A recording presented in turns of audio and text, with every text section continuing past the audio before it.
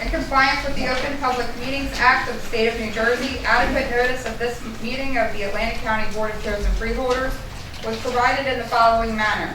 Published in the Press of Atlantic City and mailed to the Current, the Daily Journal, the Hamilton Gazette, the Hamilton News, and has been posted on bulletin boards in the county office building in Atlantic City, the Stillwater building in Northfield, and the county clerk's office in Mains Landing. If we could please all rise for an opening prayer. Our Heavenly Father, grant us the wisdom to walk in thy light and the courage to accept the responsibilities placed upon us. Grant that our principles may be sound, our decisions wise, and our performance in office faithful. Amen. Amen. Now please face the flag. Attention, salute. I pledge allegiance to the flag of the United States of America and to the republic for which it stands, one nation, under God, indivisible, with liberty and justice for all.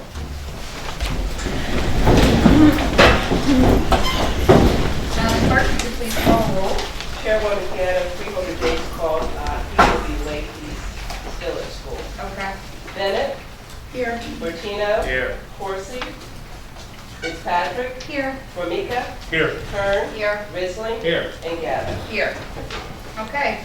You've all had an opportunity to review the minutes from August 13th, 2019. If there's no corrections, I'll entertain a motion to adopt the minutes as presented. Second. Motion and second. Any freeholder comments on them? Seeing none. All those in favor? Aye. Any opposed? Abstentions? Okay. Just before we get going, just want to welcome everybody to Weymouth Town Hall, and want to thank them for being our gracious hosts today. This is part of our effort to bring access to government to the people around the county. So we've been going around all 23 towns in Atlantic County this whole year. So we are thankful to them for hosting us today. I see the mayor walking in. Ken Hester, hi. Sorry, I'm late. That's all right. Somebody remind me to put a mayor's bus parking over. And I believe we also have committeeman Ed Norton. Ed Norton's here. All right, and we also have infamous former mayor Millie Messina. Thank you, Millie, for joining us today. Ken, is there anything you want to just mention going on in Weymouth while we're here? You have a captive audit? I do. Sorry, I'm late. Well, you could start right on time, don't you? Up there you have the notice about Dominic Messina.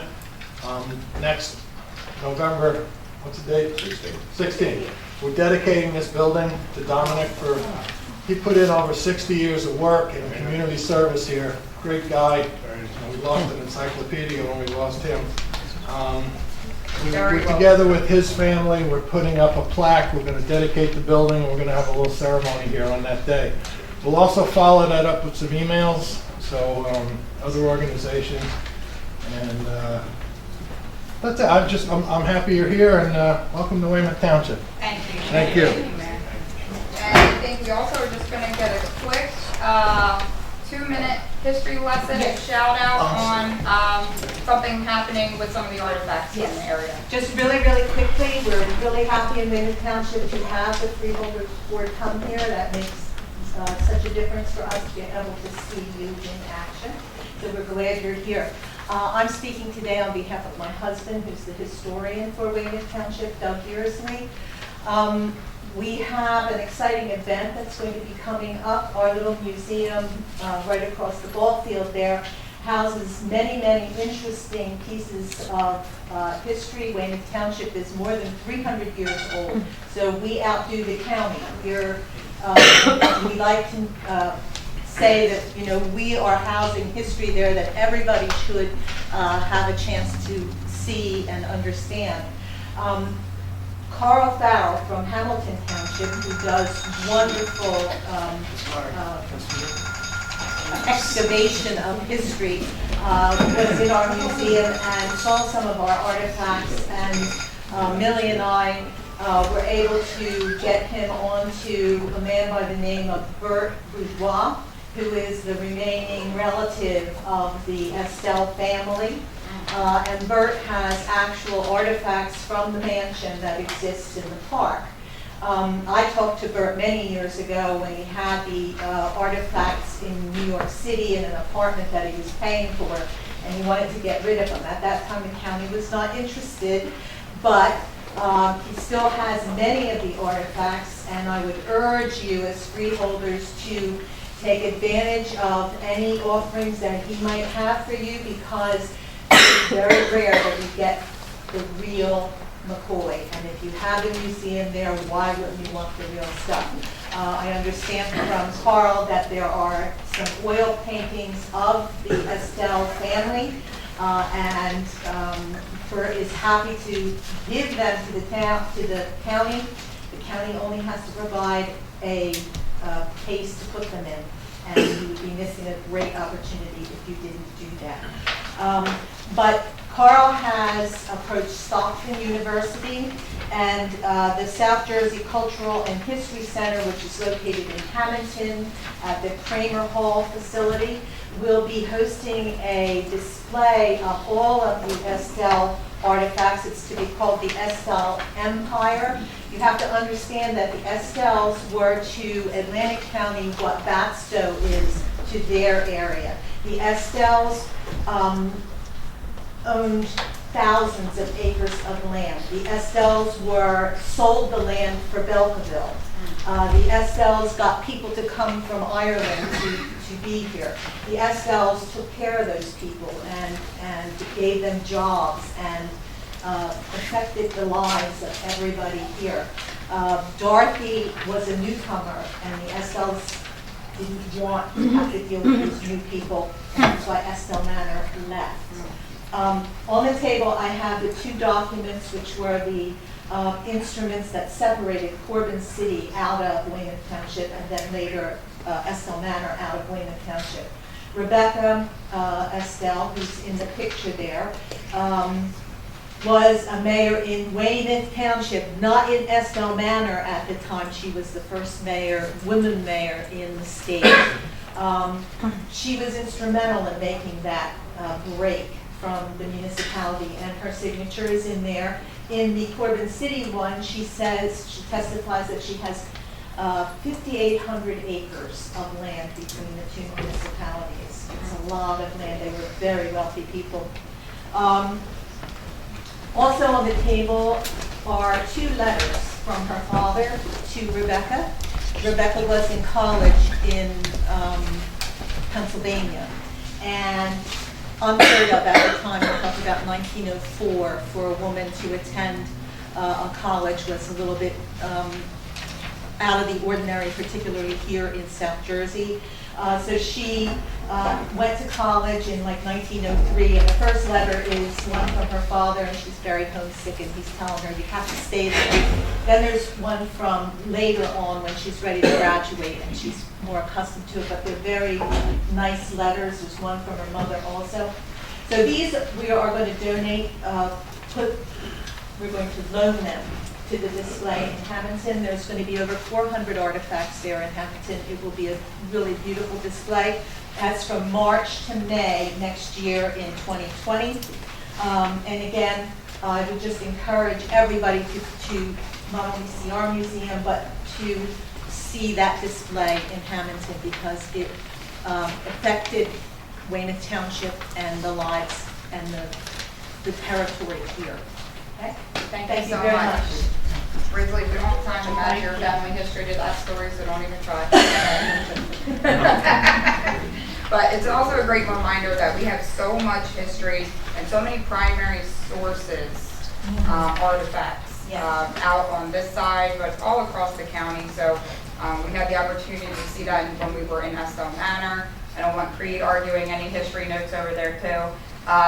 But there's so many, and we just want to encourage everybody to go check out all this wonderful history that we have alive and well here in Atlantic County.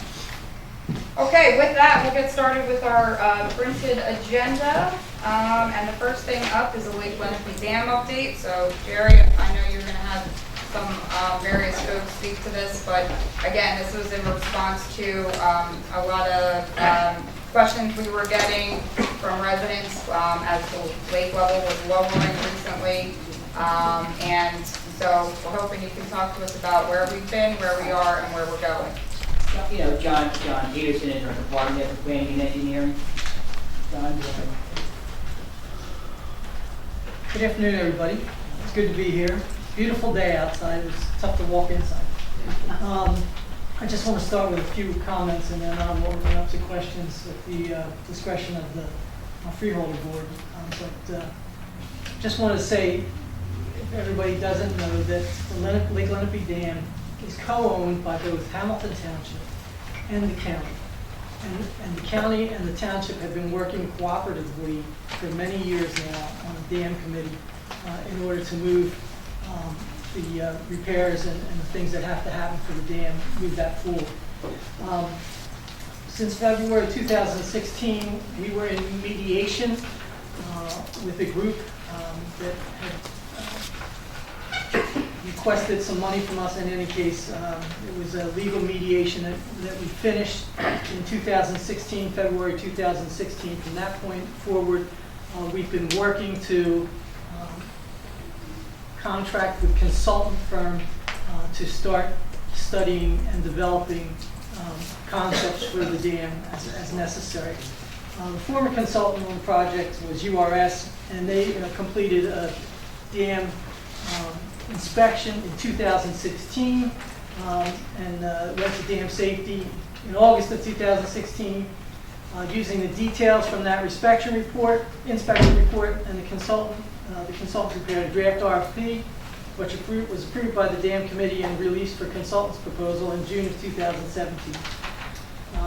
The county and the dam committee received proposals in July and August. We reviewed them, and WSP, a consultant, it's a very large consultant, I think it's one of the top 500 in the country, engineering consultant, was selected.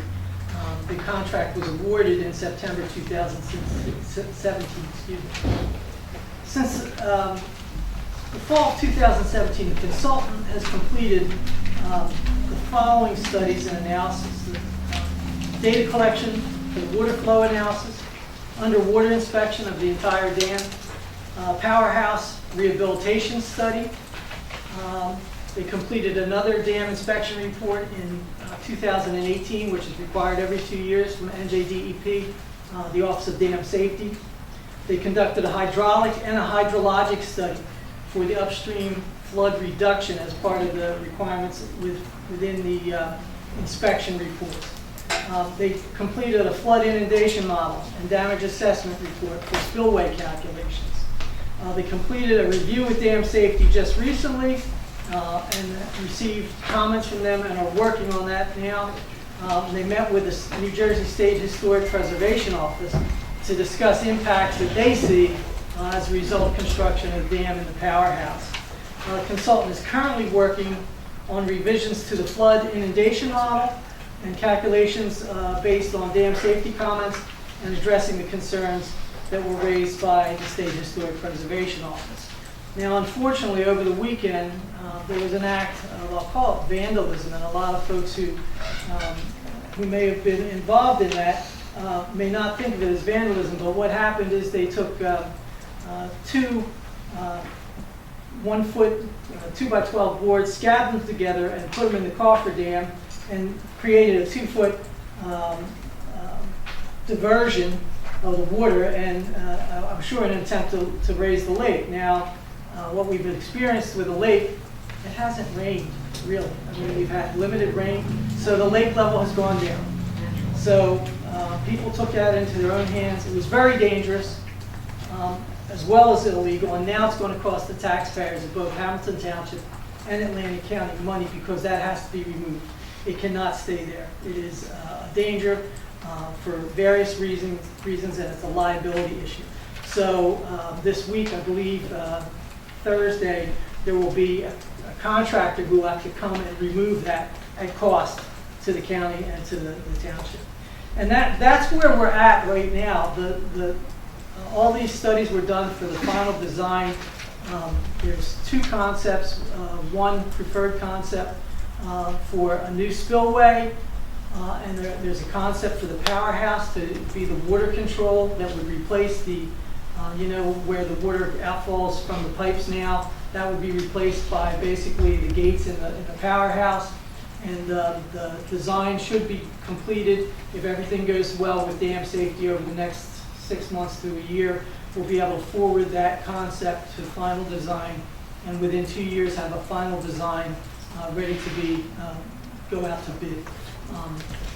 And that's the report I have, Madam Chair. If there's any questions you have, or Okay, thank you for that. John, what is DEP, I know, has taken some time with our application because they review applications based on the assessment of the dam, not safety is not the word I'm looking for, condition. yeah.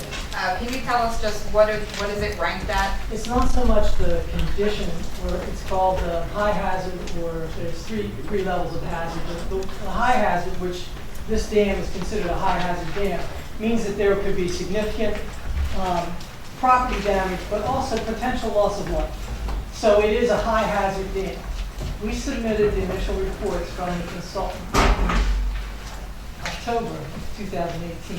We got a letter of report back from them with their concerns in the middle of September. And do we know by every year? They lost several people. They've lost 45 people. The person who was actually working on this project left just in, I think, June or July.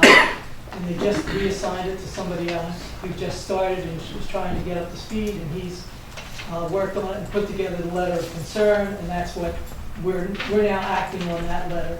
And we'll turn that around in the next month or so. Let me open it up to the board members first. Questions? Yes, Freeholder Meeting. The original, John, is it true that the original, one of the original inspections showed that our gates weren't holding on the dam? Yeah, it's not that they weren't holding, it's that they leak. I meant they weren't sealed, right? Right, that's correct. So They leak. The whole action here was to have a better control of the lake level by repairing the gates to where they sealed. That was the initial repairs in the 90s. That was what was initially tried to be accomplished. Before the mediation, the contractor that was assigned that, we ended up in this legal litigation that required, several years worth of, unfortunately, delay to this project. And the present plan calls for the repair of those gates, but using the powerhouse as a coffer dam. Basically, the concept right now is to remove the gates Right. and rebuild the spillway in some form or another. There's a couple different options. One is a serpentine type of arrangement where it actually allows for more water to flow over the dam in the same distance. So that's currently one of the preferred options. The other one is a more expensive one. I didn't want to get into the technicality of it. I would just for what I've learned in the research and talking with Jerry about whatever delays are occurring at this repair, we are at the direction of the DEP dam safety. And in one of the strategies where we wanted to do a repair using the existing powerhouse flow through, they've informed us that we have to adhere to the historical construction of the powerhouse. Yes.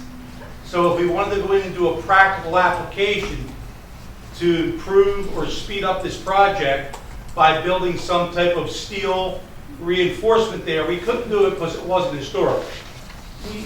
We couldn't do it certainly from the outside perspective. That's what I'm saying. They're more concerned about how it appears on the outside. There are things that we can do inside to reinforce it and make it usable. And we are pursuing that. All I'm saying is that, Yes. like everybody understands, Yes. that we are our hands are tied on certain aspects of this all through the process because of state regulations. And I'm glad you brought that up because I wanted to mention that is that we are doing everything in accordance with the state regulations as required. We can't go any faster. We can't do anything more until the state regulators and the state agencies give us approvals. So that's why when stuff goes up there and it waits for whatever priority that the dam list gets, or gets listed at in their docket, we have no alternatives. We have to follow their lead, their regulation, the state law. So that's where I'm glad. And I want to make one other point. And the reason given to the county why the state sat on the plan for 1 year is because somebody retired and nobody picked up their work. Generally, yes. Thank you. John, just so I'm very clear with Jerry, the status of the Ag 8 litigation is, it is completed.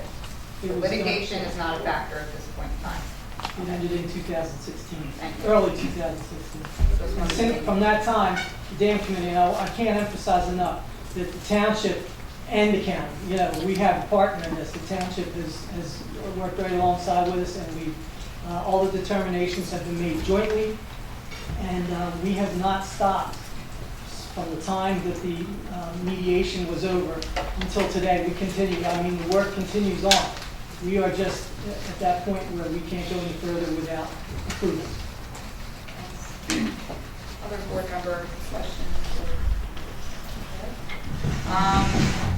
I'm certain that some folks in the audience must have some questions, so I will open it up to the public on this topic only for the moment. So are there residents that have questions? Sir, yes. And please just state your name and address for the record. Joel Denny, Mason. Amy, how does the Army Corps of Engineers figure in this, being it's a wild and scenic river? John, Any grant money or engineering or? No, there's no grant money. We have actually looked at that a couple of times. We actually submitted a grant request about 3 or 4 years ago, and we were told that it was more for riverine stuff that they considered our area tidal, and they weren't looking to give grants for that. It was more for dams like up north, where they have rivers and are more impacted by rainfall on rivers, and not, we have the tidal interaction there. I don't know exactly why, but we were denied. okay. Thank you. I think, Mark, you had your question. Thanks.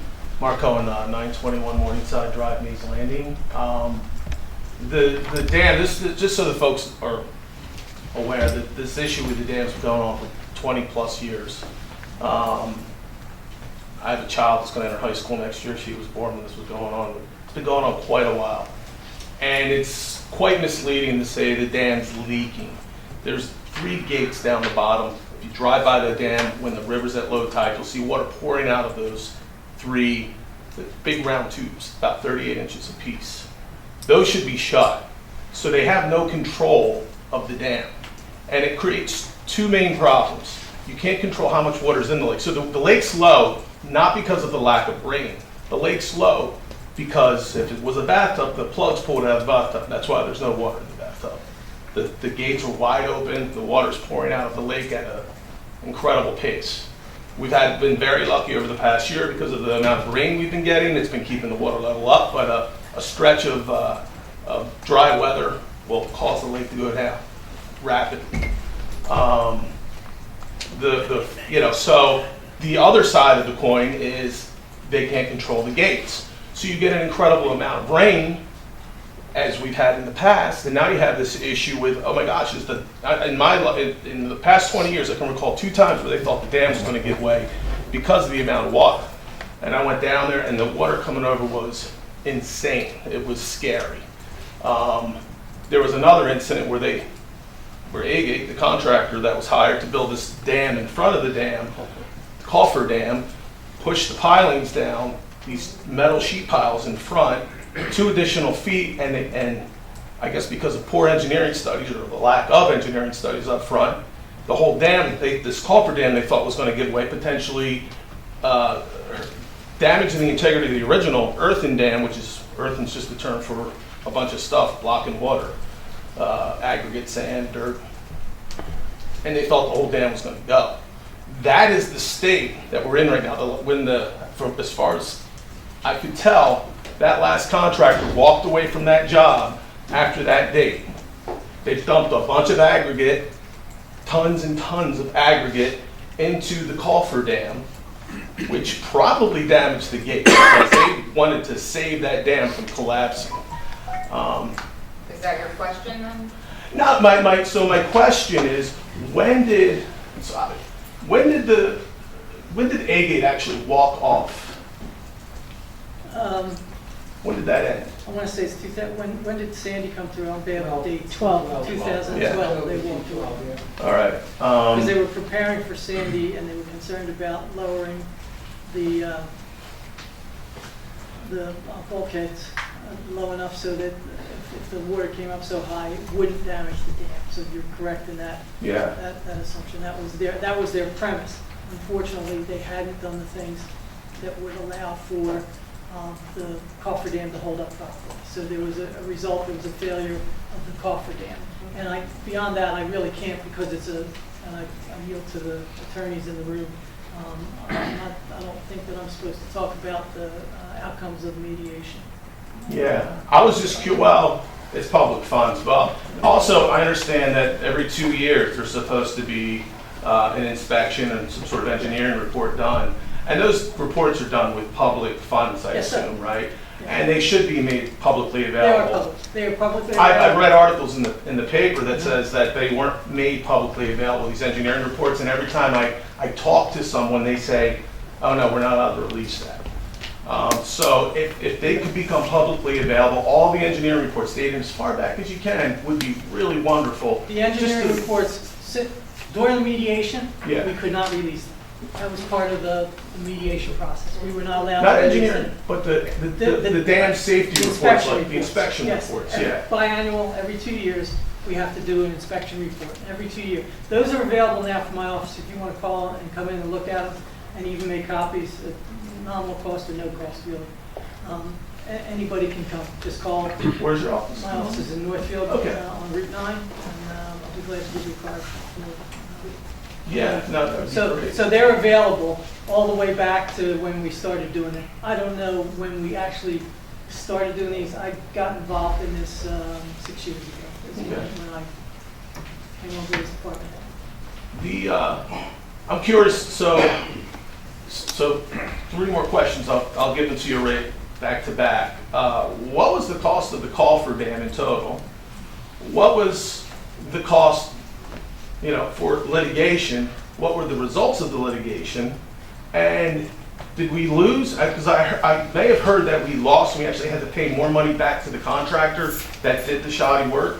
So I'm just curious about that, if you could fill me in on that, or us. I'm going to ask for guidance here. I can tell you that, the mediation was completed, and I don't know what we're allowed to. John, you're testing my memory on that. I sorry. don't recall precise figures. The matter was mediated for a period, I want to say, of at least 2 years, maybe more, by retired Judge Anthony Gibson, who's in the legal profession, know Judge Gibson very well. He does a lot of mediations. Yes, some money was paid. I don't know what the exact figure was. Agate was looking for a lot more money than what we eventually resolved the case for. But the matter was resolved, it's done, it's finished. What those amounts are, I just don't recall. It's been, Can we release that at later time? Yeah, absolutely. Because I don't have those Absolutely. numbers either. I don't have those numbers. That's a resolved matter. Okay, That's- so we can, Yeah. I didn't know. That's a that was resolved it. So again, as part of the engineering reports, we'd be glad to. But so to clarify what the attorney just said, we paid for a failed cofferdam. We're still trying to figure out how much that cost, right? And then we had to pay more money after the litigation to the contractor that built the failed cofferdam, right? But we don't know how much that is, so we're going to find that out. No, we know how much, I don't have it off the top of my head. Right. We stopped paying them Right, before. but they won, so I assume we had to square up, right? So That it would be was part just of the interesting to lawsuit. see what the numbers are. Yeah. That's all. Let me just explain. Let me just explain. In mediation, it is a process, you go through that process in lieu of going to court. The alternative would have been to go to trial, which would have been much more expensive, and where you would have definitely had a winner and a loser. The whole purpose of mediation, you try to go to resolve a dispute where we didn't get everything we want, Agate, believe me, didn't get everything it wanted, and there was a dispute as to whether their work was defective. We had people that said their work was defective. They had experts that said no, there were other things that caused the problems there, and that they didn't cause it. They would maintain, and their expert in fact did maintain, that if they didn't do the things they did, the dam probably would have collapsed. So it's a dispute. We were well represented in that by our office. We handled that in-house, so we didn't pay for outside counsel. Tony Pagano of the office handled most of it. I was involved to an extent. And, you know, we made the decision after considerable reflection and getting the opinions of Judge Gibson, who was involved as a mediator, that it was in everybody's interest to resolve the matter and move on. And that's what the county did. And that's where we are. So to say that there were, quote, winners and losers in this, there really weren't. I mean, it's not like it was a litigation. And if we went to litigation, you had a trial, you know, then there may be appeals on top of that. One thing, you go to mediation, you settle, the matter's over with, done, finished, and everybody moves on. And that was the whole purpose here, because the only people who were being hurt by delay were county taxpayers and the people of Hamilton Township, who were most intimately affected by this whole thing. So that's why we did what we did. Thank you. And Mr. Chair, just one, so I think everybody understands it. Jim's talking about the actual, maybe the process at the time the judge came on board to the time resolved. But they walked off the job. From the time they walked off the job until we resolved the issue, it was almost 4 years. Was it, I mean, Jim's talking about the actual judge there, two sides going back and forth. And the other issue is that they did work. They walked off the job. So the question we always have is whether or not we're going to pay them. So they're saying, here are our bills. And we say, we don't agree with that. This is what we think we want to pay you. So there is money out there. It's not like, you know, they came in and said, well, we did $1 million worth of work and, you know, whatever, and we paid them and now we're paying them more. The question is how much do we owe them? What did they think they had done? And that's what gets resolved in the mediation. It's not like we're just paying them out of the clear blue sky. So we have a high hazard dam, Mark. right, that could cause damage, Mark, damage I to do want to give property. other folks a chance, though. Okay. You had said those were your last 3 questions. Do you have one more? Oh, you Well, you have, you know, you have a dam that's high hazard, right? Okay, One more. we can all agree upon that. The work stopped in 2012, in litigation till 2016. I'm looking at the agenda, I see bathrooms being built for $2 million and things like that. Why wouldn't a high hazard dam take some sort of precedence over the litigation that, like, hey, let's fix this high hazard dam that could kill people, destroy part of downtown Mays Landing? I'm baffled as to why that doesn't take a higher level of precedence with folks in both the township and the county. It has taken the highest priority. We have done everything, we have done everything that we are able to do within the law. We have to follow the laws and the regulations of the state of New Jersey, and that's exactly what we've done. We have submitted everything on time to the state dam safety. Our reports have been filed. While it is a high hazard dam, we all have concerns about it initially. All the reports show that, yes, there are deficiencies, but the overall stability of the dam, for the age of the dam, is actually pretty good. So the only thing I can, and I'm not going to make assumptions, but I'm thinking that the folks at Dam Safety are saying it's important, but we've got other dams more important. I can't make you know, the determination what they're thinking. But I just want to let you know that the county and the township have done their due diligence all the way through. We have not stopped working at this process since long before, you know, from the mediation on through. We've never stopped. We've continued on with consultants, and it is our highest priority, you know, in our dam and bridge unit. And we're at the end of what we can do without approvals, and that's just the truth of the matter. Thank you. Thank you, guys. Okay, we'll go right here up front. I'm going to take the county side in this. My name's Terry Daly. I live at 821 Lyland Lane, also on the lake. I know this from two sides, both as a homeowner on the lake and because in 1986 I went to work for the county in the law department. In fact, I had Mr. Ferguson's job from 89 to 95. I was the county council.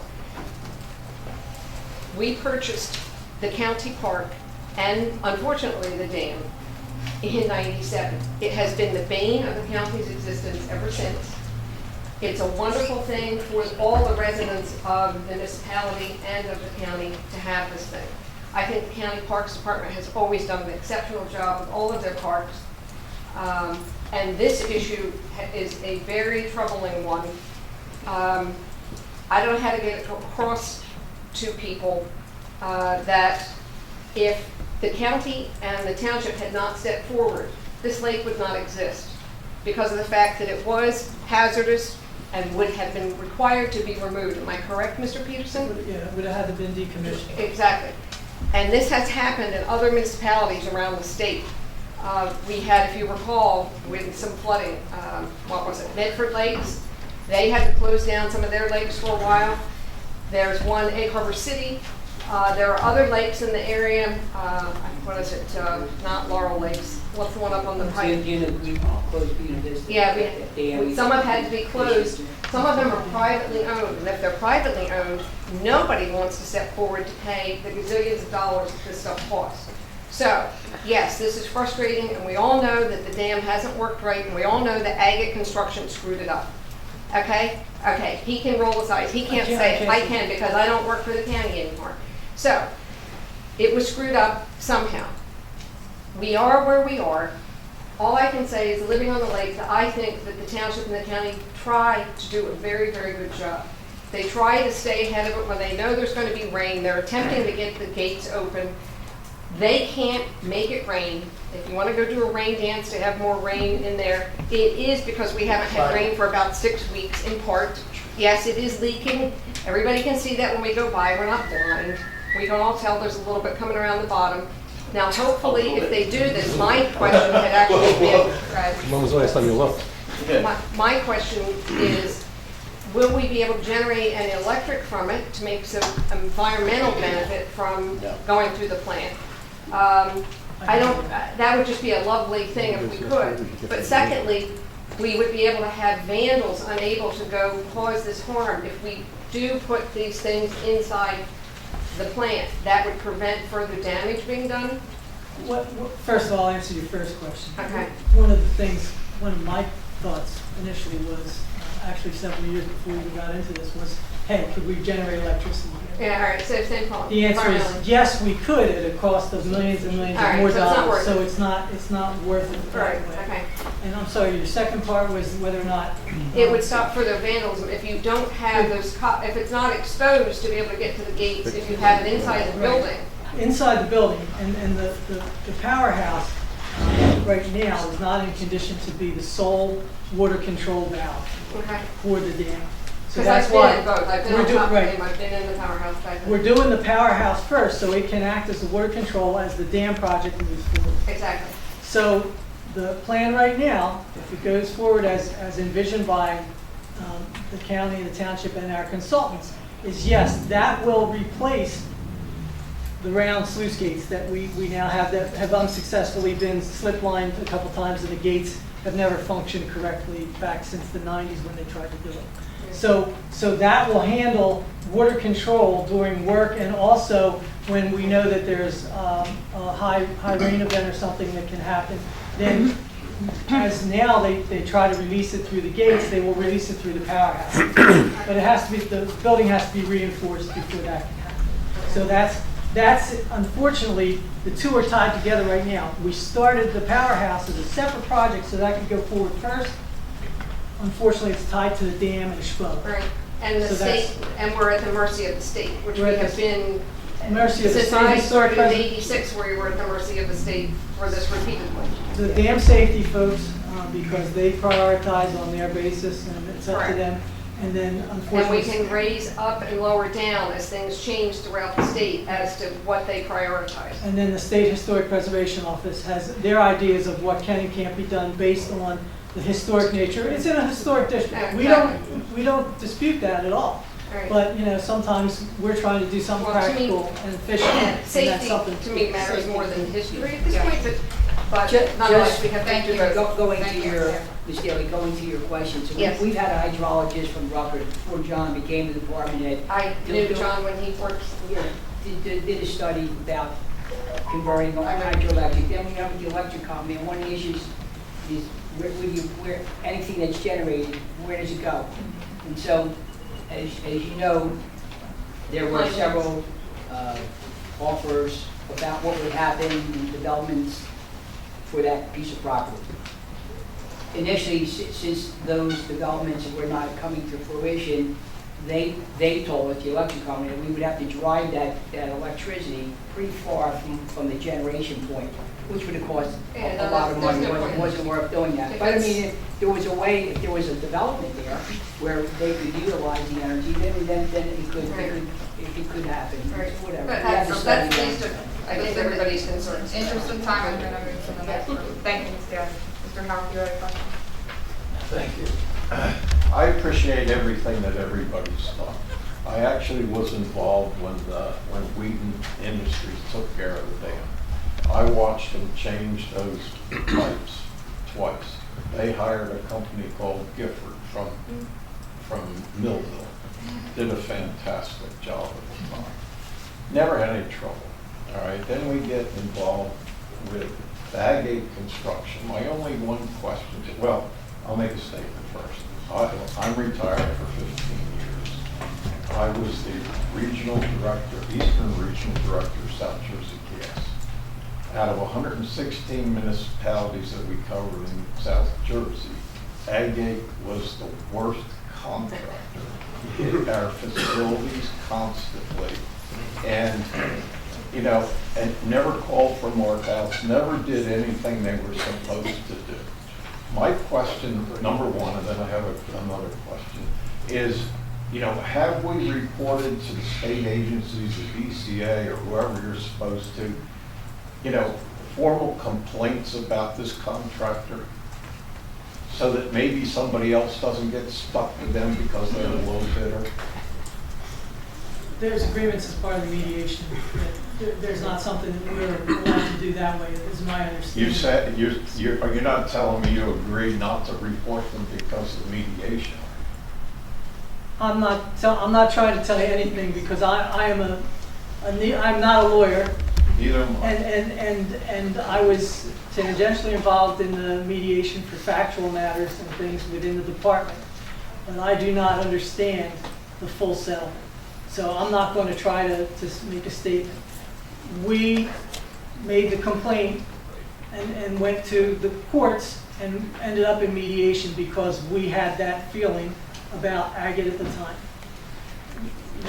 I'm not at liberty to say anything about the quality of their work. I'm not or their- asking you to. What I am asking is, were they reported to state agencies that cover companies that are registered to do business with New Jersey municipalities?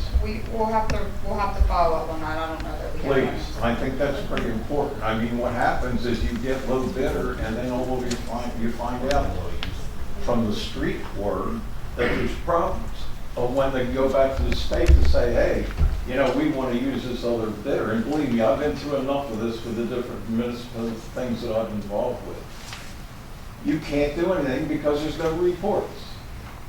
All right, number one. Second question. Number two is pretty quick, but with respect to, we had a major storm, I guess they called it a 100-year storm a few years ago in Hamilton. We lost we lost at least 2 bridges that I'm well aware of.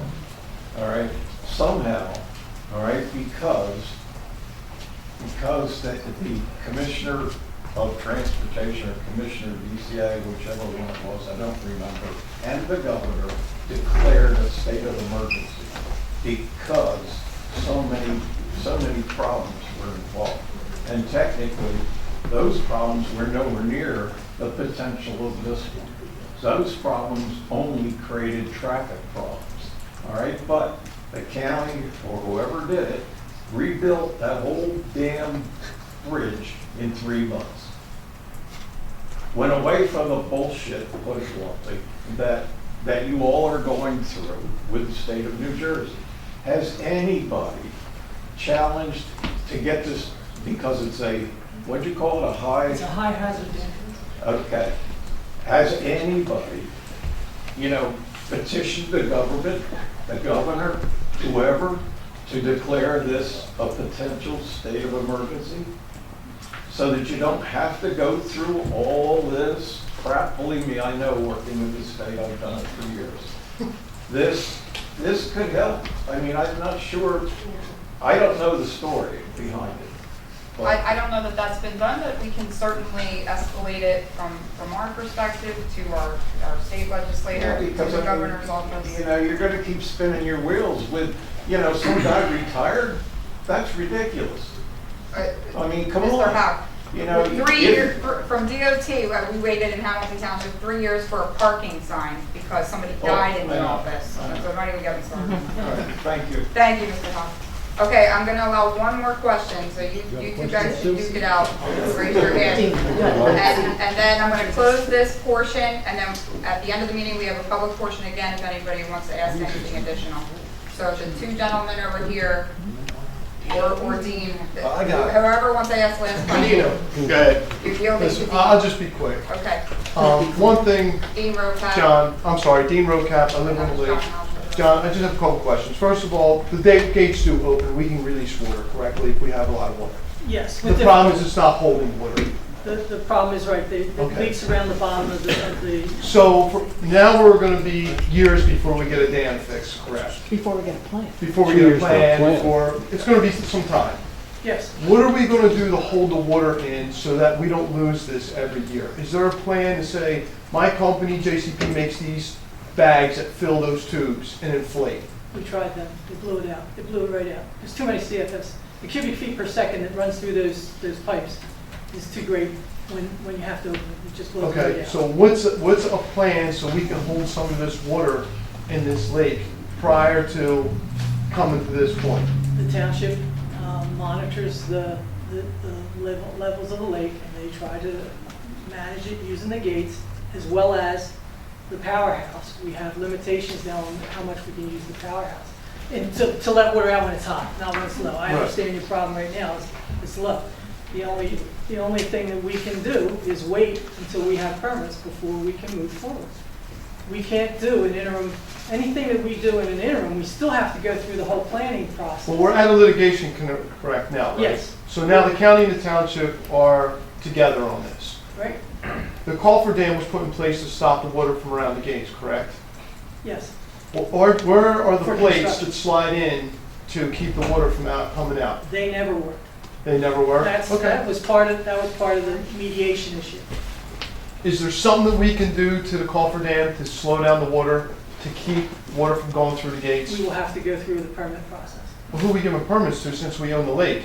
And you own the lake and the dam? The state.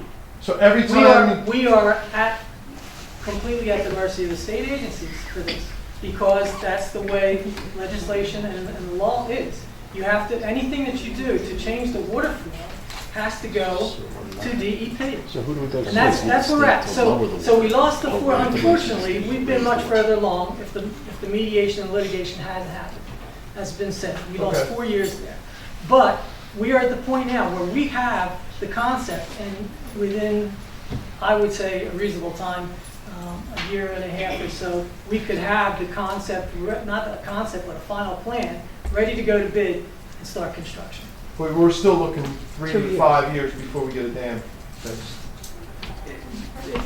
I can't give you, I don't have the schedule Minimum. on that. I have the schedule on the proceeding to the final plans, and that's a 4 years. little over a year. But if we get on TV, But thank you. we have to go to the Okay, national. so we're gonna close out the lake update for now. Like I said, we have a public portion at the end of the meeting if there's additional comments or questions. And we will move forward with the rest of our agenda. So, our ordinance for today has been pulled, so we'll start with resolutions, number 537. Grant application to the New Jersey Department of Human Services, Division of Aging Services for the Older Americans Act 2020 Area Plan Contract Grant, amount not to exceed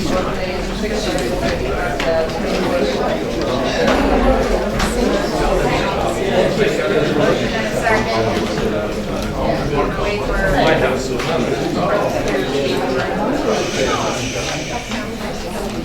Guys, for the record's sake, we have conversations. Thank you. Okay, we have a motion and a second on the table. Freeholder, questions, comments? Okay, any questions or comments on that one from the audience? Seeing none, we'll roll call vote. Bennett? Yes. Martino? Yes. Forte? Days? Yes. Fitzpatrick? Yes. Ramika? Yes. Kern? Yes. Risley? Yes. And Gata. Yes, 538. Chapter 159, United States Department of Housing and Urban Development, Continuum of Care, fiscal year 18, in the amount of $19,334. County cash match, $4,834. Second. Motion and second. Freeholder comments on that one? Comments from the public? Roll call vote. Bennett? Yes. Martino? Yes. Horsey? Yes. Days? Yes. Fitzpatrick? Yes. Ramika? Yes. Kern? Yes. Risley? Yes. And Gata. Yes, take the remaining chapter 159 combined. Second. Motion and second. Yes. We just did it. We just did it. Yep. Okay, so 539 and 540, we have a motion and a second. Any freeholder comments on those? Comments from the public? Roll call vote. Bennett? Yes. Martino? Yes. Horsey? Days? Yes. Fitzpatrick? Yes. Ramika? Yes. Kern? Yes. Risley? Yes. And Gata. Yes, 541. Competitive contract with various agencies for the furnishing of eligible training provider list, certified training providers for individual training accounts at the Workforce Investment Board for amount not to exceed $1,500,000. Second. Motion and second. Freeholder questions on that one? Comments from the public? Roll call vote. Bennett? Yes. Martino? Yes. Horsey? Days? Yes. Fitzpatrick? Yes. Ramika? Yes. Kern? Yes. Risley? Yes. And Gata. Yes, 542. Bid contract with H4 Enterprises Limited Liability Corporation for site work cemetery expansion, Columbarium, Take a breath.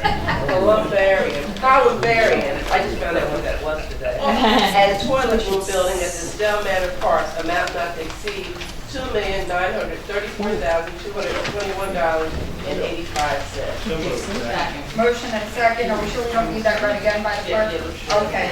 Any comments or questions from the board? Freeholder Risley? Thank you. I'd just like to say we're all happy this is done. This was tied up in litigation. We've done a decent price. This will create a clearing of 18 acres with the columbariums for deposits of ashes. There'll be obviously restrooms out there, a well, and septic system. There'll be drainage improvements and so on and so forth. This park is heavily used by the public. And there's lots of services that are out there. There's lots of activities with the families, the kids, the recreation that's out there in the park. There'll be more paving. The Purple Heart Drive will be fixed up. And this is just a nice project that finally is coming to fruition, and I'm very happy to see it done. Thank you. Any other freeholder comments on that one? Okay, comments from the public? Yes, sir. Yes, please.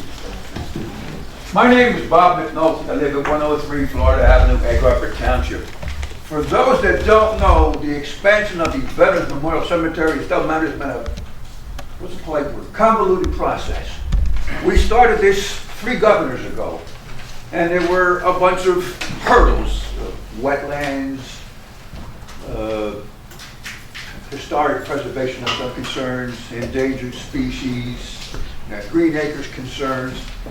The county put together a great presentation under one governor, because they wanted it kind of all lumped together. And another governor came in and they wanted everything separated, and there was some infighting amongst the various government agencies. And to make a long story short, there was one thing that kept this thing alive, and that was the perseverance of the supporters in the community, the veteran community, our elected officials, and most important, the county employees that saw fit to stay in this fight constantly through all these changes in administration at the state level and make this project happen. Now it's going to finally occur. There will be a columbarium attached to the Veterans Cemetery. So I'm here to say one thing. Well, actually two things. The one thing is thank you. But we say the Navy as Bravo Zulu. Job well done. Thank you very much. Thank you, sir.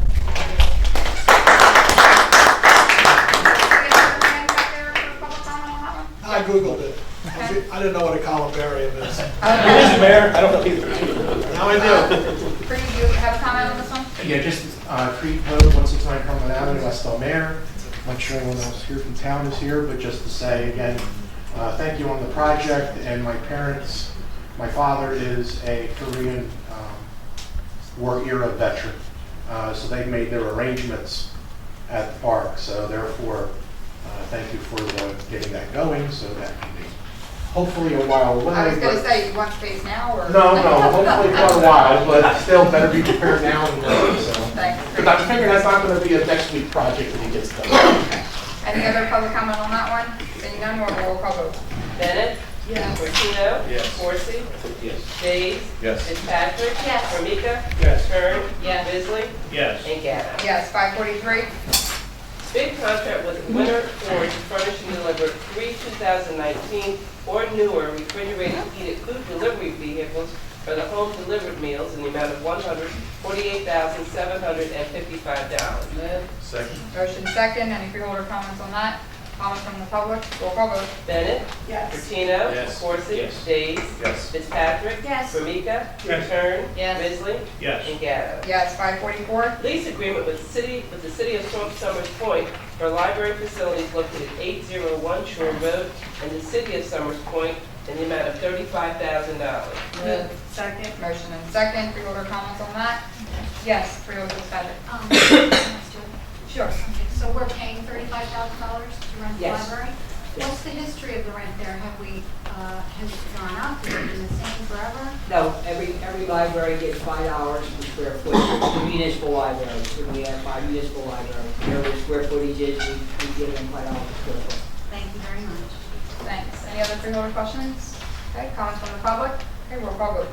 Bennett? Yes. Martino? Yes. Coursey? Yes. Days? Yes. Fitzpatrick? Yes. Formika? Yes. Kern? Yes. Bisley? Yes. And Gatto. Yes, 545. Resolution to comply with the Department of Human Services requirement for a standardized resolution to be filed with the 2020 area plan by the Atlantic County Division of Intergenerational Services. Second? Motion and a second. Freeholder comments on that? Comments from the public? Roll call vote. Bennett? Yes. Martino? Yes. Coursey? Days? Yes. Fitzpatrick? Yes. Formika? Yes. Kern? Yes. Bisley? Yes. And Gatto. Yes, 546. Business Associate Agreement with the New Jersey Department of Human Services, Division of Aging Services and Atlantic County Office on Aging to be included with the Older Americans Act 2020 Area Plan. Move. Second. Motion and second. Freeholder questions on that? Questions from the public? Roll call vote. Bennett? Yes. Martino? Yes. Coursey? Yes. Days? Yes. Fitzpatrick? Yes. Formika? Yes. Kern? Yes. Bisley? Yes. And Gatto. Yes, 547.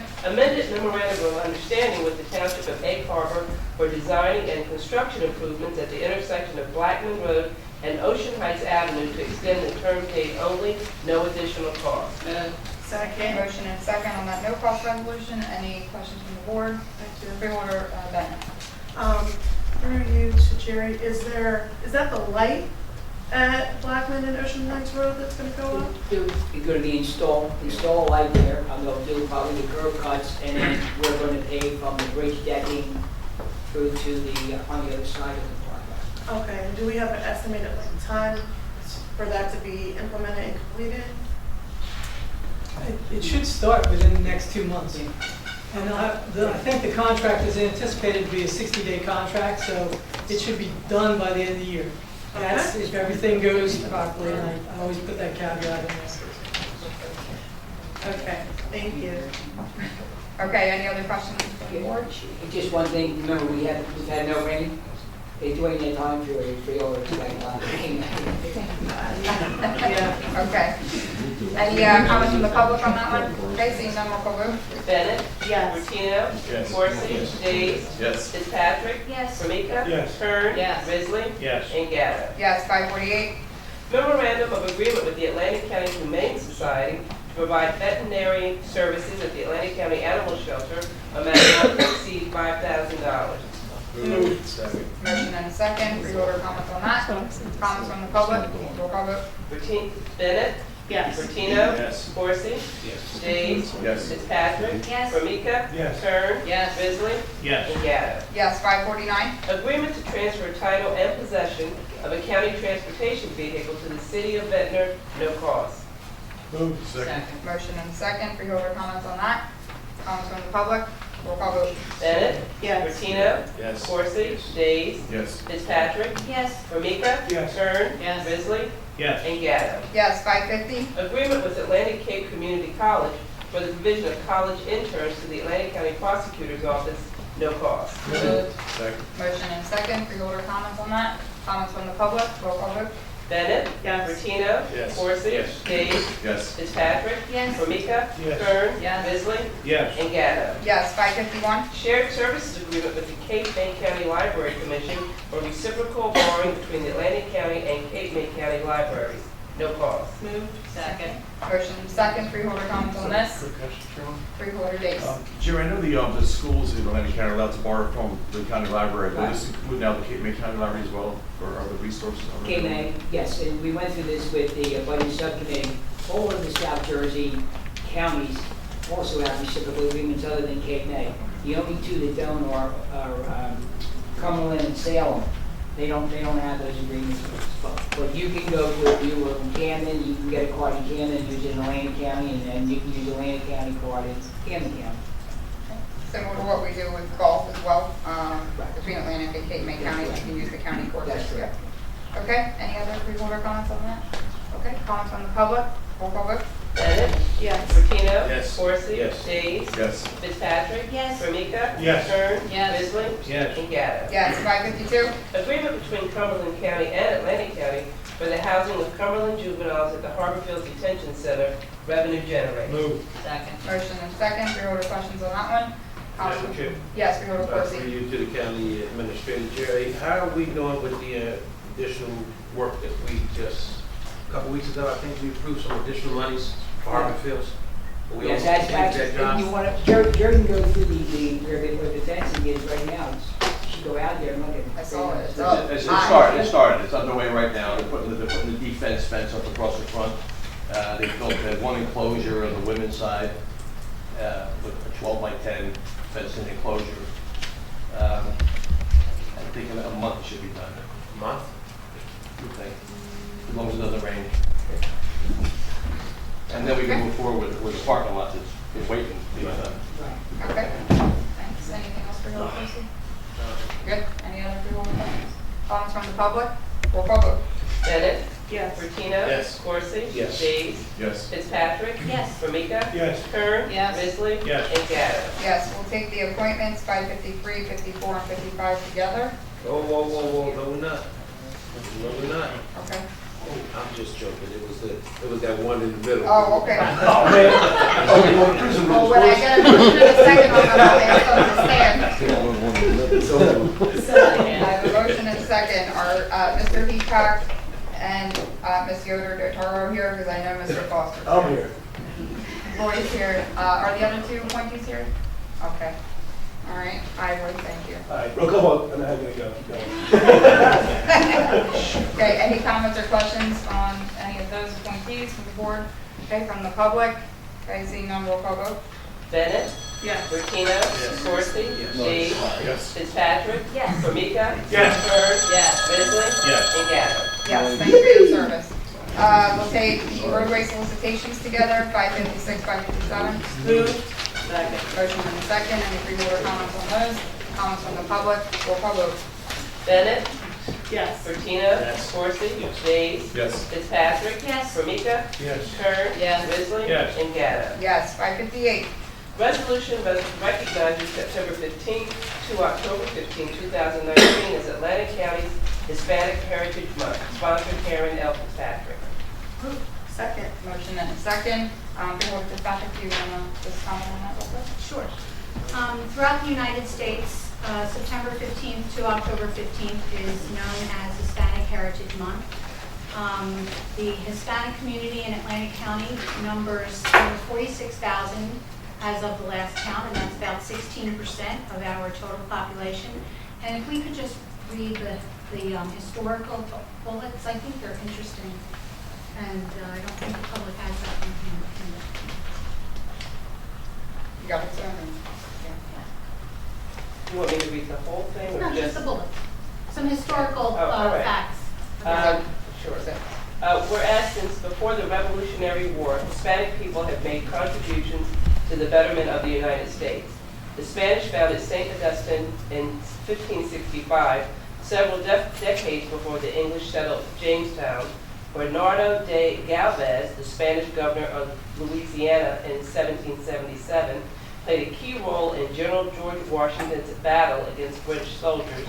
As George Washington prepared to face the British at the Battle of Yorktown, Cuba pitched in with a flood of private donations. Before Brown versus Board of Education, there was Mendez versus Westminster in 1946, where a judge decided that California could not segregate its school system based on national origin or language ability. Somewhere between 250,000 and 500,000 Latinos fought the Axis powers in World War II. Because military records didn't track ethnicity and generally counted Latinos as white, researchers have trouble pinpointing the figure. Latinos are the ethnic group most likely to start a business, according to a report by Kaufman Foundation. Any other freeholder comments on celebratory month? Okay, any comments from the public? Okay, roll call vote. Bennett? Yes. Bertina? Yes. Corsi? Yes. Dees? Yes. Fitzpatrick? Yes. Formica? Yes. Kern? Yes. Risley? Yes. And Gatto. Yes, and 5:59. Resolution supporting the Stepping Up initiative to reduce the number of people with mental illnesses in jail. Sponsor Ashley R. Bennett. Very excited. I'm very excited to talk about it. Second. Moving, we have a second, and with that, Freeholder Bennett, you have the Thank you. So I'm excited about this resolution. I was appointed through our previous chair and reappointment through our current chair to the National Association of Counties Human Services and Education Steering Committee. And while on that committee, a resolution, a call to action really, for all counties to look at how we can safely reduce the number of people suffering from mental illness in our jails. And it's estimated that at least 2 million people with serious mental illness are booked into jails every year, and that they tend to stay longer, and that they tend to have higher rates of recidivism. And so it is the National Association of Counties, as well as the State Council for, I believe it's Justice and State Government's Justice Center, as well as this particular county stance to seek to reduce that, to work together on a national basis to find different ways that we can better implement programs to wrap a safety net around these particular individuals so that they can have every instance to thrive in the community. And so I found that it was such a great resolution that I had to bring it back, and I'm glad to see it on the resolution, or on the agenda rather. So, Thank you. I'll yield the floor. Okay. Any other freeholder comments or questions on that resolution? Okay. Oh, Freeholder Meeting. I actually think it's a good resolution. We have resources within the state, different facilities that may have beds, and it may be helpful to reduce the population in some of in our jail and other jails if we could identify people that would be treated outside of the corrections facility. Thank you. Any other freeholder comments? Okay, any comments from the public? Okay, seeing none, roll call vote. Bennett? Yes. Bertina? Yes. Corsi? Yes. Dees? Yes. Fitzpatrick? Yes. Formica? Yes. Kern? Yes. Risley? Yes. And Gatto. Yes. Okay, that completes our printed agenda. We'll have reports of special committees of the board and the reports of special committees. Okay, I'll just make mention, I did attend the Southern New Jersey Freeholder Association on behalf of Atlantic County last night. Good discussion there on a variety of topics, and reported out on some things we have going on here, namely the hangar that we recently passed. Okay, we'll go to unfinished business. Any unfinished business? Okay, seeing none, any new business? Okay, seeing none. Any written communications, petitions? Okay, seeing none. Okay, now we'll open it up to public comment. Anybody from the public wish to comment on any topic? Yes. Hi, Sue Ropath, and I wish you would have let me comment when the dam topic was being addressed, because more people were here. Can I have your name again? John Peterson. John, can you maybe come up front, because I have a couple of questions, I think, for you. I think what's happened is this has become an incredibly emotional issue, because I feel like I've attended various meetings, I see different things, I talk to different people, and I feel like it's always smoke and mirrors as to what's true, what's not true, what you can say, what you can't say.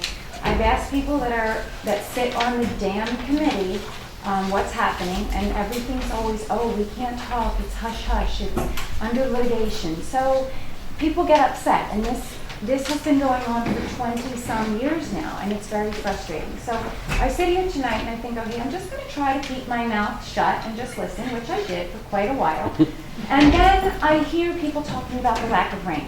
That drives me insane when I hear about the lack of rain, because it has really nothing to do with rain, and we've discussed it. It has to do with the fact that the gates do not work. I don't like to hear the fact that the gates are leaking. I don't know if any of you saw the drone video that's out on social media.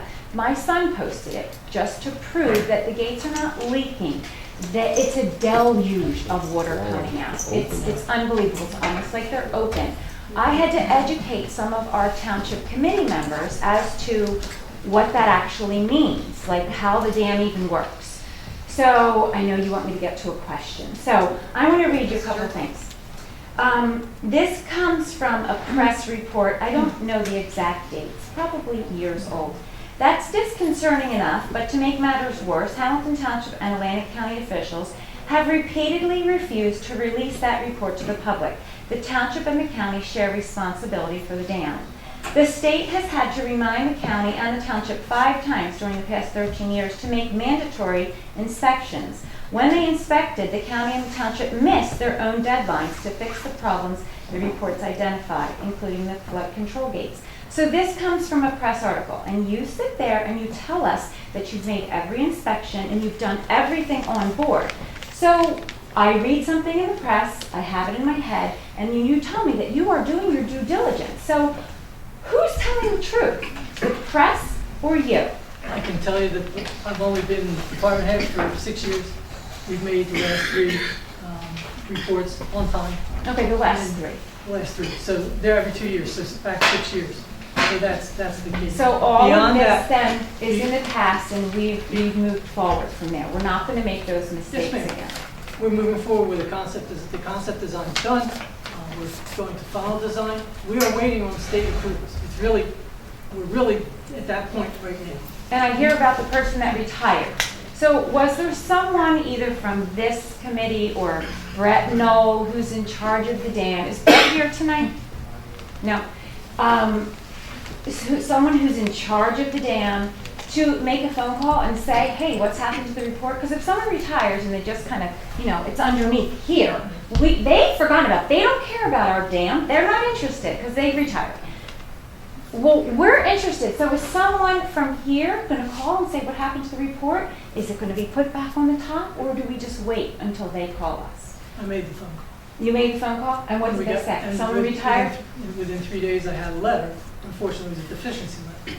But we had not heard the consultant. We have a consultant, we pay, who handles that, who has made, and we have letters from them to the Office of Dam Safety, and the response was not there. So, not quite a month ago, I called, and within 3 days we had a response. Within 3 days after that, there was a meeting.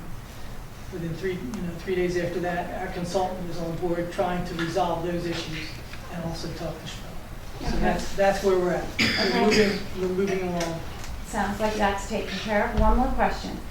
We made so many mistakes, it seems, with hiring this, Mr. Houck's not here, the low bidder. We always have to do low bidder, which I don't get. But anyway, low bidder. So unfortunately, that's the state I statute. get It's the it. purchasing I laws get of it, but the I state. don't get it. I think most people don't get it. But whatever, it's the rule. So this WSP, did we hire them? Or are they low bidder? Did we hire them? That's professional services contract.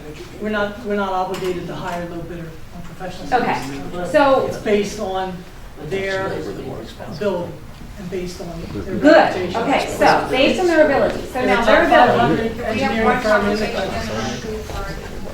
So based on their ability, so I heard you mention something about 500 what? 500 dams they've discussed, 500 Fortune 500 buildings? company. Oh, okay. They're a very highly reputable firm.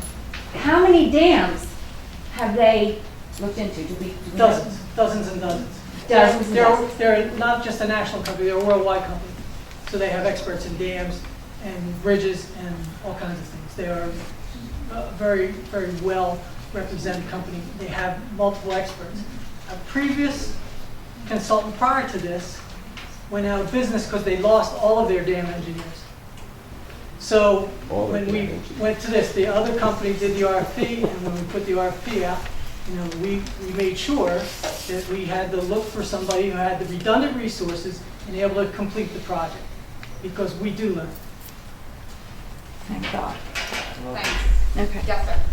My name's Mark Waterhouse, also on the lake. I appreciate what you've done in the 6 years. Obviously, you've gotten more done than some people have.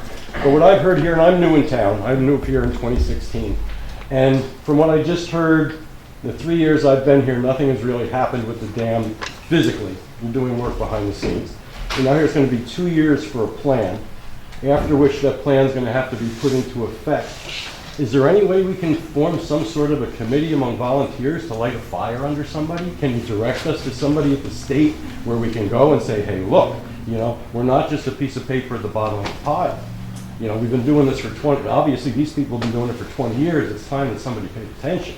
Is there some grassroots movement that we can do, that we can get involved? And we can go to somebody? I mean, I'll drive to Newark, I'll drive to Trenton, you tell me where we need to go. I volunteer. That's outside my purview. I think we could probably talk about it at the dam committee and maybe get a list of stakeholders and get that out to you as the public. And if you want to write letters or go to their office and call them, that is. It's just frustrating that it's 2 years for a plan, and that doesn't mean anything's going to get done. Thank you, sir. Freeholder Meeting. It's not a bad idea. We had an issue with the trains coming to Atlantic City. And we did get together with New Jersey Transit and we screened. And a lot of people from, our senator, this people on this board, we embarrassed them into coming into town. And I'll be more than glad to be part of that because I had no idea of the severity of this issue. Just learning it, from our point of it. And this amount of support coming out to a meeting here, which I think is the largest freeholder meeting that I've seen, except when I was running, shows some real spirit. And I think if we can get some names and get some people and get them to come down and look at the urgency and the passion that's here. So I think it's a really good idea. And that does move things. Thank you. Good. You're welcome. Any other public comment? Can be on any topic, by the way. Yes, sir. Yes, my name is Jack Bisbisky. I live at the Oaks. Listening to what everybody's saying about the dam and everything. I'm living here 13 years. We had that hurricane about 5 years ago, the one Sandy. And the dam, the water must have been like 6 feet over the dam. Everybody was going down to the dam to see it, rolling over. It was at the verge of breaking. It was flooding 40. It was flooding Mays Landing Road, the one that goes up by the watering hole. The water was coming out of the lake every which way. My question is, I was standing there terrified, watching. What if? What if? What if we had another 4 feet of water? What if that dam broke? Would it be fixed the next day after the body's been cleared up or what? But just picturing him, I'm only saying it to just picture it. With the way the weather is now, we get a hurricane that's going to be big like the Bahamas. That dam is history as well as half of the community. If that can be added to what they're saying, going up to Trenton or to the Superiors, what would happen if that dam broke out in a hurricane? It'll be too late. Meanwhile, all this little talking about writing letters and whatnot, It's true, if we can get a grassroots movement going, and everybody going up there, we live here, we're gonna die here over a dam because they can't fix the tubes on the bottom, because if you gotta wait 2 years to get a plan, we have a plan, let's get it going. There has to be somebody on the other end to hear our cry. You can't just go unheard. Not going on. No, I mean, you get concerned, because that night was very scary. I went down just to see I was it. there as well. And the water was like a foot from the top of the bridge going under. And that's an old crumbling bridge too. I'm surprised that didn't go. And the cops were telling everybody, stay to the side. But think of it, what if it was another 2 feet of water? Thank you. Thank you. There was somebody else, I think, Township Committee Woman Julie Lane. I think this was a very fruitful meeting where people from the lake have been informed as to what has transpired. But I'd like to see that continue in maybe a monthly meeting or monthly being put on the agenda, such as in Hamilton, because we're as responsible for that dam as the county is. And, you know, if we can assert some influence at in Trenton, we'll do it too, because it really is not fair. And as you say, it could be a matter of life and death. So that was my suggestion. Thank you. Yes, Carl. Carl Vitale, I'm the resident on the dam committee. I live on the lake, 6556 Lake Drive. I went through a lot of my notes through the years, and just to kind of go over some things, February 28th was when the call for dam failed, of 2011. Then we went into litigation where we weren't allowed to talk about anything, couldn't say anything. Everything was, sorry, it's in litigation. February 11th, 2016, settlement was made. I know it was arguments back and forth. I mean, things as Agate wanted to charge us rent for their crane sitting there because they couldn't take the crane off the job to go to another job and make money with it because it was sitting there waiting for us to give them the okay to go ahead and do some more work. When it was all said and done, Agate got paid $750,000. That, I don't believe that was the full contract price. So I think we kind of, whatever, they got paid money. $600,000 of that came from the county, $100,000 from the township, and $50,000 from O'Brien and Gear, one of the engineers on the job. August 2016, URS gave a dam report, and that was probably the beginning of when you started, and we started the whole every 2 years. His name's John. John, sorry. December 2016, an RFP was prepared by AECom, and that was to get things rolling on what to do next. A lot of the talk at the meetings was got to go in and evaluate what we have there. I guess during litigation, some things got said, and mud got thrown. Whatever happened, literally mud, and so it was decided that we had to learn more of what was going on out there. So that was done. 2018 June, met with WSP and decided to go with WSP, and they now have a design. Like they said, it went to the state and it sat there. And I agree with what's said. Squeaky wheel gets the oil.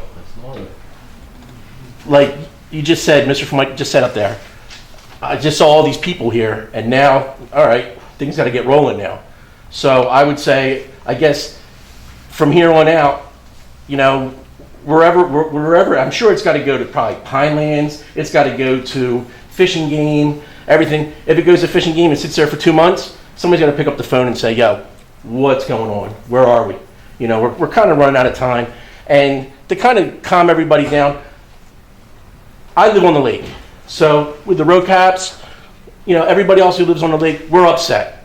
We go through this. I look back on Facebook, on your memories, and I look back, and I believe it was 2 weeks ago when the lake first started going down, a memory popped up from 2013, and the exact same thing happened. And it's very frustrating. You got to pull your boat out of the water. We all, the people who live on the lake, we pay more taxes. We pay higher taxes to live there. So what are we paying higher taxes for? You know, for use on to live on the lake and to use the lake. And then we can't use the lake. So it's very frustrating. And I think this is a very good meeting. It got everything out on the table. So people understand there were things going on behind closed doors. I get, not closed doors, but behind the scenes, things are going on. Things don't happen right away, but we got to we got to get out there and let people know what's going on. I just got an email while I was sitting here. The dam committee meeting is going to take place on the 9th, I believe it is. And one of the things that I suggested, I talked to Tony about it, was, you know, every month a letter goes out stating where are we. Even if nothing changed, a letter goes out and says, nothing changed, this is where we're at. That way everybody knows what's going on. And I think we're on the way to that. You invite somebody from the media. Well, I don't know who's allowed to come to that damn committee meeting. I know, but I'll be there, and I will say yes. As the resident, I didn't know really what I was allowed to say, what was allowed to be let out, whatever. So maybe I wasn't the greatest at getting some information out to the residents. That won't happen again. Now I kind of understand more of what I'm responsible for. So, you know, like I said, this is a really good start. And let's go from here, and let's try to speed things up. Talking 2 years to get this going, that's insane. You know, we gotta move faster. Thank you. Thank you for your service on the committee. Any other public comment? Bogdan. Morning, Bogdan. I live on the lake, but everything's been covered for the most part with that. I just wanted to end it on a happy, interesting note for this evening. Today's National Voter Registration Day. I'm your superintendent of elections. Our offices are open until 6 p.m. But most importantly, we had every public high school in the county participate today in the voter registration drive. And we took in several hundred registrations from 17-year-olds and 18-year-olds. So for the candidates who are here, you got a little more ground to cover. And for those of you who aren't, please make it a point to update your registration or your signature or to get your 17 and 18-year-olds registered to vote. It's important. Thank you.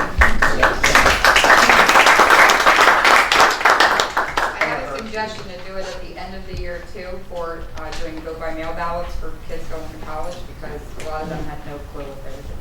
Just a suggestion. Yes, Mary. I want to thank you again for coming out. I want to tell you you have an open invitation in Weymouth Township to use this building and come out here anytime you want. So I'm happy to host that. I also want to thank you for I see the work's begun on 11th and Tuckahoe. That started. I probably should apologize to Jimmy Bertino and Jerry Del Rosso. I've been driving them nuts. Sorry, we all do it. I just thank you. Thank you, man. Any other members of the public? Free. Yeah, just a couple of, I guess, more technical questions. One, some people were leaving when you were pulling ordinance 14 from the agenda. I just had some questions on that as far as, because it wasn't clear even in the public packet part, what was being changed. Is that simply codifying what has happened with the Chinese market, or is that food stuff, or is that something totally else, or the whole thing is dead and we won't? Fingerprints.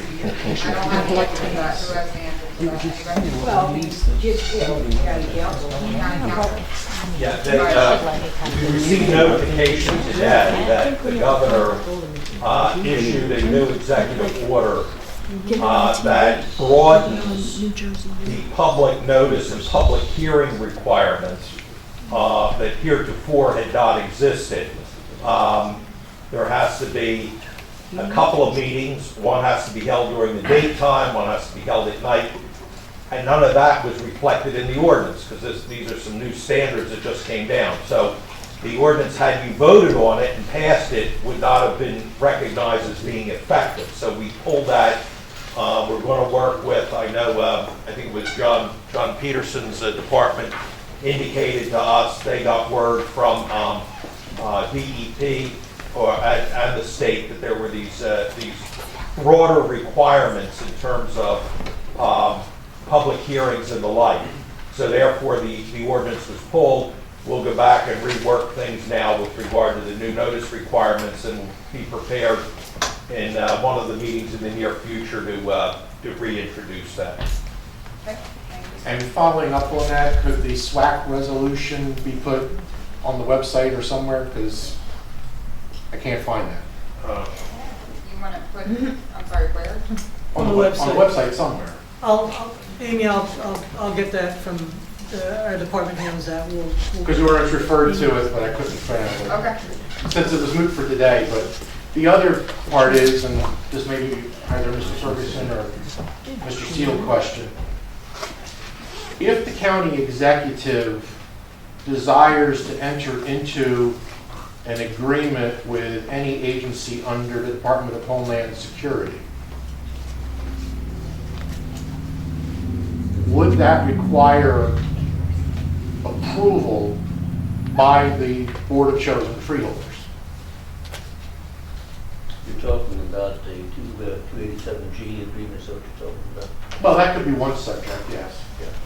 There's so many different laws that cover the subject, it would have to be more specific. You'd have to really define what we're talking about before the nature of the agreement. It may be, it may not, it would depend on the nature of the agreement. With all respect, and I understand that specific laws may have different pieces, but the board's agendas are filled with all sorts of approvals of agreements that have already been, in essence, initiated by the county executive. So I'm at a loss to figure out how, and with this being an issue for other counties. Let me ask it this way potentially. We are a affirmative, I forget the actual term for it, but the county executive takes an action, we affirm it. We propose, or dispose. Authorize or confirm. Right. If we voted against the county executive's action, does it still happen? Well, It depends. it depends. Okay. Yeah. So the answer is it There's no depends. simple answer to that, but- That's the answer. I mean, you can't, there's nothing specific to answer for you. There's so many different scenarios. Who knows? That's, Well, in that case, the board has made aspirational resolutions in the past, but I guess that can be a discussion for the board. Okay. I'm trying to be respectful of your time. Let me see if I can respond to this question. So the implication of what he's saying is we do things without telling you, then you vote on it later. That doesn't happen. No, that's not what I'm saying, Jerry. That's what you said. No, that's not what I'm saying. What you just said. Okay. I apologize. That was not what I intended. That is not what I was asking. Okay. What I was asking was, the question would have to come to the board. I was not casting any aspersions regarding anybody entering into an agreement and going ahead without the board. To the contrary, my belief would be that before anything could be done, it would come to the board, which therefore would make it a board issue, a board jurisdiction, a matter of interest for the board, whether or not you wanted to enter into a particular subject matter of agreement. If you're talking about 287G, as I said to Freeholder Fitzpatrick, and she could just ask the question in public if she wanted to, it was my understanding that the board did not have the authority. That authority falls at the county executive in our form of government. That was my understanding. So if that's incorrect, then somebody can correct me. Freeholder Formica, you wanted to? I just wanted to say that, in our form of government, in the executive form of government, we actually have negative power, which means that we can negate things that are brought before us that have to be authorized by resolution. However, in all levels of government, there is executive power, which the president makes executive orders, the governor makes executive orders, and as our counsel was trying to say, we would have to research the specific action to see if it falls under executive purview. But normally, we authorize the executive many times to enter into negotiations or contracts with many entities. It's just that we don't have the expertise, nor do we have the specificity of what you're asking if it falls under executive privilege without the action of this board. But the board would have the right to pass an aspirational resolution on almost any topic. You've done that. We apparently do. You've done that. I said, we apparently do. Yeah. We did everything but world peace. Did you work on that? I would have to differ with my colleague there. Unfortunately, this freeholder board does not realize the authority that they have, or if they do, they're afraid to use it. However, he did make a very good point that the executive does have some authority, that it does not need approval from this board. But you can rest assured, there is a number of things that he has to come through this board to get. Now, the problem is that most don't have the backbone to stop some things that should be stopped because we play politics over policy. And so it leaves you in that gray area that we're referring to today. So with that, again, this board does have authority and power, they just don't know how to use it. So that was my difference with our former chairman. Okay. Any other public comments? Okay, seeing none, we'll have a motion to adjourn.